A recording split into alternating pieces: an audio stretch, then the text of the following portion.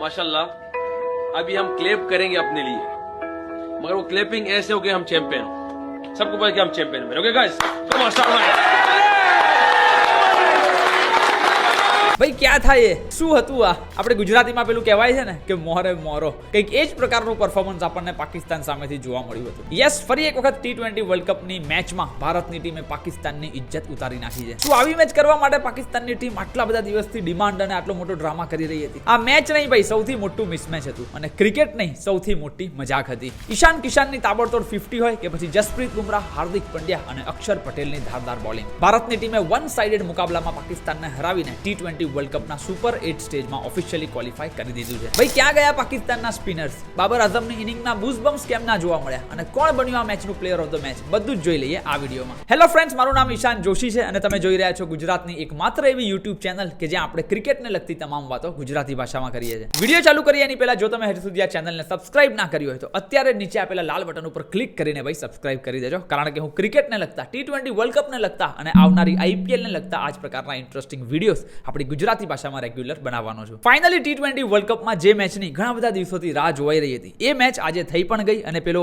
મુન્નાભાઈનો એક ડાયલોગ છે ને કે શરૂ હોતે હી ખતમ હો ગયા, તો કંઈક એવી જ રીતે પાકિસ્તાનનું પરફોર્મન્સ પણ આપણને જોવા મળ્યું હતું. ભાઈ ખરેખર આઈ એમ આઉટ ઓફ ધ વર્ડ્સ, કારણ કે જો કોઈ પણ દેશ આટલા બધા દિવસથી આ પ્રકારનો ડ્રામા કરાઈને બેઠો હોય કે ભાઈ અમે પહેલા તો બોયકોટ કરી દઈશું, બાંગ્લાદેશના સપોર્ટમાં આવીને ઇન્ડિયા સામે મેચ નહીં રમીએ, પછી એ જ પ્રકારનો કોઈ યુટર્ન લઈ લે અને કે હવે અમે ઇન્ડિયા સામે રમવા માટે તૈયાર છીએ, અમારા સ્પિનર્સ તો ભાઈ આખી દુનિયામાં કંઈક અલગ જ પ્રકારનો પરફોર્મન્સ અત્યારે કરી રહ્યા છે, ભારતની ટીમને અમે કદાચ 100 રનની અંદર ઓલ આઉટ કરી દેવાના છીએ. આ બધી વાતો જ્યારે તમે કરતા હો અને પરફોર્મન્સ મેદાનમાં આવીને આપો ત્યારે કંઈક તમે સારા લાગો, પણ ભાઈ વાતો તો મોટી મોટી અને પરફોર્મન્સ એકદમ ઝીરો. એટલે ગઈકાલે મેં એક ઇન્સ્ટાગ્રામમાં રીલ પણ મૂકી હતી, ત્યાં પણ ક્લિયરલી કીધું હતું કે આ ઇન્ડિયા અને પાકિસ્તાન વચ્ચેની મેચ નહીં પણ સૌથી મોટું મિસ મેચ હતું. આ ઇન્ડિયા અને પાકિસ્તાન વચ્ચેની કોઈ ક્રિકેટ મેચ નહીં પણ સૌથી મોટી મજાક હતી. ભાઈ મજાક જ કહેવાય ને. એક બાજુ ઇન્ડિયાની ટીમ છે કે જે હજુ સુધી એક પણ મેચ શ્રીલંકામાં આવીને નથી રમી અને આપણને બધાને ખબર છે કે અત્યાર સુધી એક જ વસ્તુ સૌથી વધારે સોશિયલ મીડિયા ઉપર ચાલી રહી હતી કે પાકિસ્તાનની ટીમ પાસે જોરદાર એડવાન્ટેજ છે, કારણ કે શ્રીલંકાના ગ્રાઉન્ડ વિશે તેઓ વધારે જાણે છે, પિચની કન્ડિશન વિશે આપણા કરતા તેઓ વધારે વાકેફ છે અને પાકિસ્તાનના સ્પિન બોલરો તો ભાઈ કંઈક અલગ જ ફોર્મમાં ચાલી રહ્યા છે. એટલે આટલા બધા ફેક્ટર્સ પાકિસ્તાનની તરફેણમાં હોવા છતાં પણ ભારતની ટીમે પહેલા જ દિવસે આવીને પાકિસ્તાનની ઊંઘ ઉડાડી દીધી છે. ભાઈ નેધરલેન્ડ સામે જીતવાના સૌથી પહેલા તો ફાંફા પડી ગયા હતા, પછી ભલે યુએસએ ટીમને હરાઈ દીધી હોય, એટલે નાની નાની ટીમો સામે તો તમે બહુ ઉડી લીધું, પરંતુ જ્યારે સામે મોટી ટીમ આવી તો ભાઈ એક જ ફટાકો બોલાઈને તમારી ઊંઘ ઉડી ગઈ છે અને ક્યાં સુધી સપના જોશો એવું ભારતની ટીમે કહી દીધું છે. શરૂઆતથી વાત કરીએ તો પાકિસ્તાનની ટીમે ટોસ જીતીને પહેલા બોલિંગ કરવાનું ડિસિઝન લીધું હતું. હવે આમ તો આ ડિસિઝન ઉપર જ ઘણા બધા ક્રિકેટ એક્સપર્ટ્સ સરપ્રાઇઝ ઉઠાઈ રહ્યા હતા કે ભાઈ ટોસ જીતીને પહેલા બોલિંગ કરવાનું ડિસિઝન કેમ લીધું, એ પણ આવી શ્રીલંકા જેવી પિચીસ ઉપર, કારણ કે આ ગ્રાઉન્ડ ઉપર ડ્યુ પણ એટલી બધી નથી આવતી. એટલે કદાચ જો રેન એફેક્ટેડ મેચ થાય તો જ કદાચ પાકિસ્તાનની ટીમને આ ડિસિઝનનો ફાયદો થાય તેવું લાગી રહ્યું હતું, કારણ કે સૂર્યકુમાર યાદવે પણ ટોસ વખતે એવું કીધું કે ભાઈ અમે તો પહેલા બેટિંગ કરવા માટે રેડી જ છીએ. હવે ટીમ ઇન્ડિયા તરફથી પહેલા બેટિંગ કરવા માટે ઉતરે છે ઈશાન કિશાન અને અભિષેક શર્મા. આપણે ગઈકાલના યુટ્યુબમાં વિડીયોમાં જ કીધું હતું કે ભાઈ બેમાંથી એક ઓપનર તો ડેફિનેટલી અગ્રેસિવ રમવાનો ટ્રાય કરવાના છે.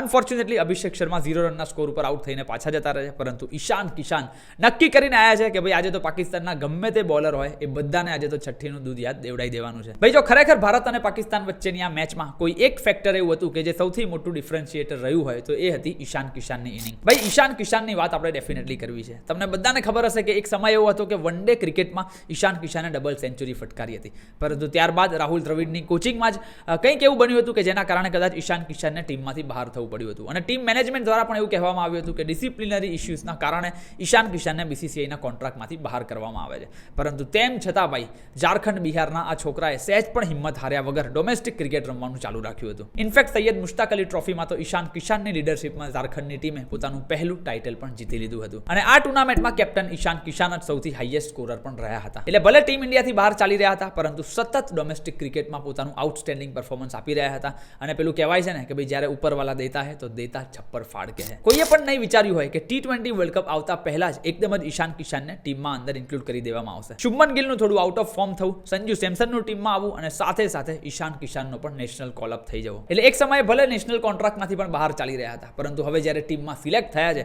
તો ભાઈ T20 વર્લ્ડ કપ જેવી મોટી ટુર્નામેન્ટમાં પણ ઈશાન કિશાન પોતાનું તાબડતોડ પરફોર્મન્સ આપી રહ્યા છે. કારણ કે આપણને બધાને ખબર હતી કે જેવાને પાકિસ્તાનની ટીમના સ્પિનર્સ બોલિંગ બોલિંગ કરવા માટે આવશે એટલે ડેફિનેટલી ભારતની ટીમનો રન રેટ થોડો સ્લો થઈ જવાનો છે. એટલે ભારત પાસે સૌથી મોટો મોકો એ જ હતો કે પાવર પ્લેમાં બને એટલા વધારે રન ખેંચી લેવાય, અને સેમ એ જ વસ્તુ ઈશાન કિશાને કરીને બતાવી હતી. ભાઈ 40 જ બોલમાં 77 રન, 10 ચોગ્ગા અને 3 છગ્ગા. એટલે ભલે શરૂઆતમાં ગમે તે બોલર આવતા હતા, ઇનફેક્ટ સ્પિનર્સ પણ આવ્યા હતા, તો પણ ઈશાન કિશાને એમને ચારે બાજુ ફટકાર્યા હતા. ભલે એક બાજુ તિલક વર્મા થોડું સ્લો રમીને એક છેડો સાચવીને ઊભા હતા, પરંતુ બીજી બાજુ ઈશાન કિશાનના શોટ આપણને ચારે બાજુ જોવા મળી રહ્યા હતા. પછી ઓફકોર્સ તેમની વિકેટ પડી જાય છે, તિલક વર્મા પણ આઉટ થઈ જાય છે. ત્યારબાદ વચ્ચેનો જે ફેઝ આવે છે એમાં આપણને 100% એવું લાગી રહ્યું હતું કે ભાઈ ભારતની ટીમ થોડી ધીમી તો અહીંયા પડી ગઈ છે. પાકિસ્તાન તરફથી સેમ અયુબે 4 ઓવરમાં 24 રન આપીને 3 વિકેટો પાડી દીધી હતી, પરંતુ તેમ છતાં સૂર્યકુમાર યાદવ, શિવમ દુબે અને તિલક વર્માની ઇનિંગના કારણે ભારતની ટીમ 175 રનના સ્કોર સુધી તો પહોંચી ગઈ હતી. ભાઈ હવે આઈસીસી ટુર્નામેન્ટ હોય, એમાં પણ ભારત અને પાકિસ્તાન વચ્ચેની મેચનું પ્રેશર હોય, તો એમાં ડેફિનેટલી 160-170 ની ઉપરનો સ્કોર કરતા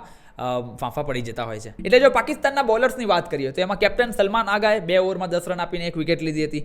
સોફા શાહીન શાહ આફ્રિદીએ 2 ઓવરમાં 31 રન ખાઈ લીધા હતા. આ ઉપરાંત સેમ અયુબે ઓફકોર્સ સારી બોલિંગ કરી હતી, 25 રન આપીને 3 વિકેટ લીધી હતી. અબરાર અહેમદ, યાદ છે ને ભાઈ, અબરાર અહેમદ એકવાર શુભમન ગિલને આઉટ કરીને આવા બધા ઇશારા કરતો હતો, એને આજે 3 ઓવરમાં 38 રન પડી ગયા હતા. એ ઉપરાંત શાદાબ ખાનને પણ 1 ઓવરમાં 17 રન ફટકાર્યા હતા.